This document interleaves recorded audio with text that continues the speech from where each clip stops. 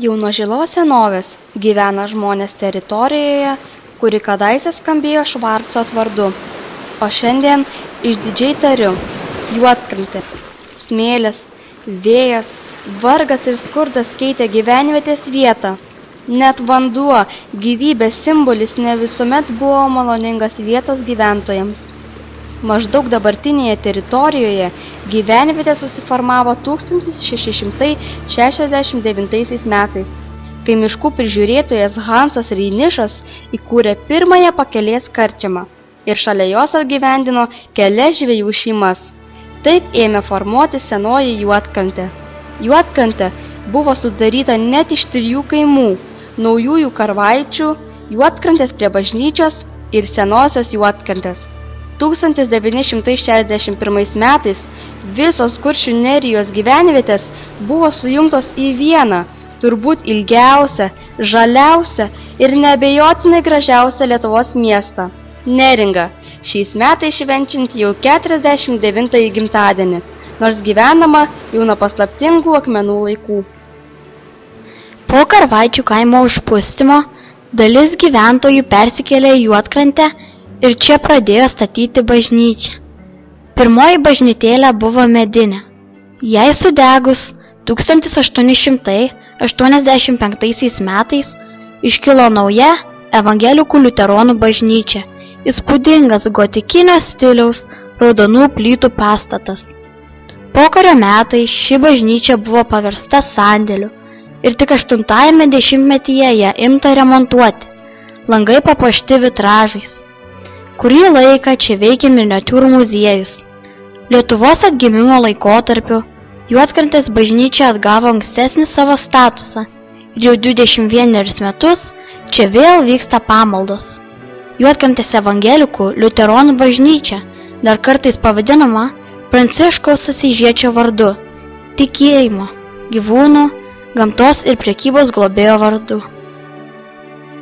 1776 metais, sausio 9 dieną, Karvaičių kaime, paprastoje Pajūrio Sargo šeimoje, gimė žymus lietuvių tautosūkininkas Liudvikas Rėza. Likimas lėmė jau 6 metukų tapti našlaičiu. Vaikystės metais kopų smėlis užpustė gimtinę. Paauglystę praleido beturčių prieglaudoje Karaliaučiuje. 19 metų įstojo Karaliaučiaus universitetą ir visą gyvenimą praleido mokydamasis bei mokydamas kitus.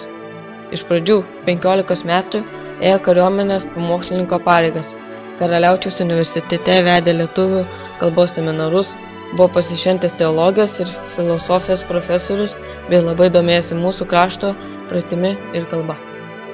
Liudvikas Rėza 1818 metais pirmasis išleido Kristijono Donelaičio metus, o 1824 metais ir Pasakėčias.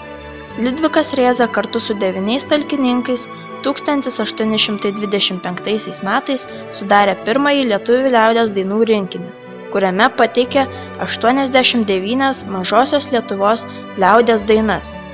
Liudviko Rėzos mokslinė ir visuomeninė veikla jo gyvenimo pabaigoje buvo aukštai įvertinta. 1840 metais jis buvo apdovanotas Prūsijos valstybiniu ordinu.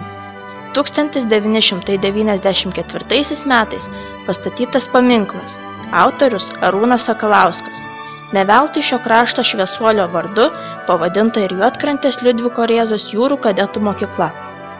19 amžiaus viduryje, gilinant mariose vandens kelią ties Juodkrante, žemsiurbės mašinos kartu su smėliu išsiurbė ir nemažai gintaro. Darbininkai šias milžinės neringos ašaras pardavinėjo smuklės savininkui už vieną kitą stiklelį degtinės. Tačiau gyvulių pirklys Bekeris iš Memvilio sukūrė į labai praturtinusi verslą – gintaro kasyklą. Net 17 laivų dieną ir naktį beveik ištisus metus kasė gintaro klodus ir krovė nesuskaičiuojamus turtus šiam rytprūsių verslininkui. Gintaro įlankoje beveik prieš porą šimtmečių buvo rastas pats tikriausias lobis. Mes, juodkrantiškiai, išdidžiai galime pasigirti, kad tai didžiausias kol kas visame pasaulyje rastas akmens amžiaus gintarinių dirbinių radinys. Šią kolekciją sudaro 434 gintariniai įvairiausių formų kabučiai sagos, karoliai, žmonių bei gyvūnų figūrėlės. Įdomiausia ir mistiškiausia tai, kad šį lobį sudaro skirtingų laikotarpių dirbiniai. Todėl visai gali būti, kad Gintaro įlanka nuo žilos senovės buvo ne kas kitas, o magiško peigų ir aukojimų vieta. Gal dėl to dievo baimingais viduramžiais ši vieta vadinta Grikienė arba Nuodėmių kaimu. 1807 metais vieną gūdžią sausio naktį Juodkrantėje praleido Prūsijos karalienė Luizė. Nežinia, kur tada gali apsistoti svarbiausia valstybės moteris. Tačiau, kaip kurortas, mano miestas ėmė garsėti nuo XIX amžiaus vidurio. Lankytojai plūdo garlaiviais iš Klaipėdos ir Tilžės. Čia kūrėsi viešbučiai, vilos, vasarnamiai, restoranai ir parduotuvės. Šiandien iš kadaise buvusių vos ne kelių dešimčių puošinių vilų. Savo grožį išlaikė tik kelios. Iki šiol išlikusi vila Monbijau. Prancūziškai tai reiškia mano brangenybė. Tačiau dar buvo vadinama ir Geringo vila. Ši gražuolė jau skaičiuoja beveik 130 gimtadienį. Vilą pastatė teismo tarėjas Hinzo iš Žemynių.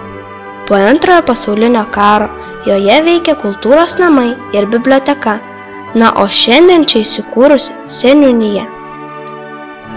Pagrindinis poilsiautojų srautas apsistodavo viešbutyje Kuršių kiemas. Jo vietoje kadaise buvo Juodkrantės karčiama.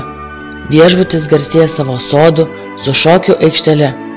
Pastarasis humoristiškai vadintas Birža, nes čia vykusiuose šokiuose dažnai susipažindavo jaunos poros. Vila Flora XIX amžiaus viduryje pastatė Gintaro kasimo bendrovės savininkas Bekeris. Kurį laiką viloje buvo įsikūręs paštas, šiandien čia viešbutis, išlaikęs pačias grakščiausias to laikmečio architektūrinės detalės. Pastatas saugomas valstybės paminklas.